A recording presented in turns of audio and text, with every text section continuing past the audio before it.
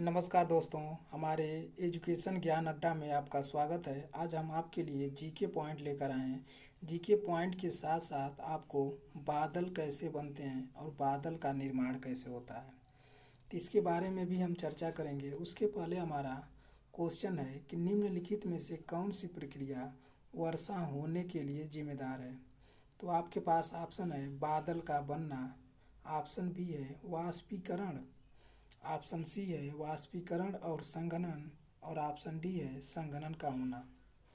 तो जब तक हम क्वेश्चन पढ़ रहे हैं तब तक आपने आंसर लगा लिया होगा। तो आंसर बताइए आपका कौन सा सही हो जाएगा। तो आपका ऑप्शन हो जाएगा सी सही, वाष्पीकरण और संघनन। जी हाँ, वर्षा होने के लिए जिम्मेदार होते हैं वाष्पीकरण और संघनन। तो आइए समझ लेते हैं कि वाष्पीकरण क्या है और संघनन क्या है। तो इवापोरेशन वाष्पीकरण कहते हैं और कंडेंसेशन को संघनन कहते हैं। तो आइए इसको हम अपनी बहुत ही सरल भाषा में समझेंगे।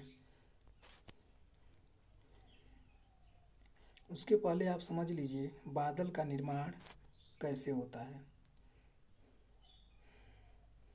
तो जब सूरज की गर्मी से पृथ्वी की सतह जब गर्म हो जाती है, तो सतह गर्म होने से नदी, तालाब, समुद्र, झीलों का पानी गर्म हो जाता है।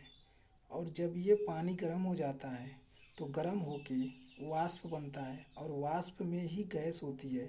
वाष्प गर्म होके ये ऊपर उठती है, और ऊपर उठती है वाष्प जो होती है हवा से इतनी हल्की होती है कि ये ऊपर उठने लगती है।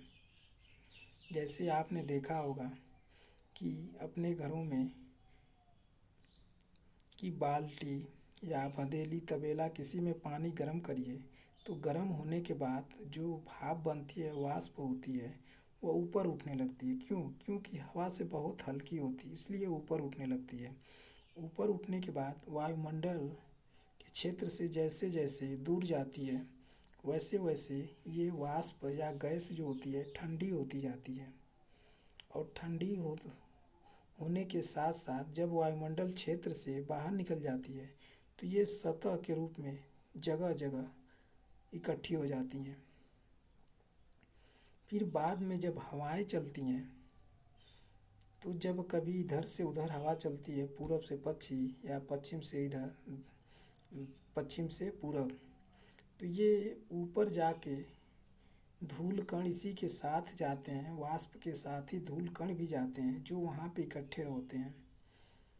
और जब ये सूर्य का गर्मी फिर जब इस पे पड़ती है या तापमान फिर बढ़ता है, तो उसमें घर्षण होता है आपस में। तो जब ये घर्षण होता है तो हवाओं के साथ साथ ये झोंका जब इधर दोनों बादलों को या गैसों को आपस में टकराती हैं, तो इसमें इनका घनत्व और भार बढ़ जाता है। घनत्व और भार बढ़ जाता है।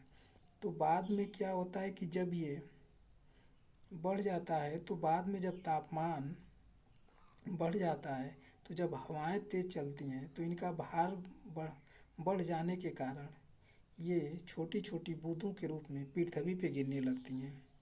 यही बादल की क्रिया है। और संघनन क्या होता है कि ये नमी को खींच के वाष्प से द्रव में बदलने की क्रिया को ही क्या कहते हैं? संघनन कहते हैं। आइए देखते हैं संघनन। किसी पदार्थ के वाष्प या गैस का ठंडा होकर द्रव में परिवर्तित होने की क्रिया संघनन कहलाती है। जैसे बादल का बनना, ओस का बनना। फिर वाष्पीकरण, इवापोरेशन, प्रत्येक तापमान पर द्रव के वाष्प में परिवर्तित होने की प्रक्रिया को वाष्पीकरण कहते हैं। तो हमारी वीडियो मित्रों, दोस्तों अगर अच्छी लगी हो तो एक लाइक और शेयर ज़रूर कीजिए, और चैनल को सब्सक्राइब कर लीजिए कि ताकि अगली वीडियो अपलोड होगी तो आपके पास नोटिफिकेशन पहुंच जाएगा।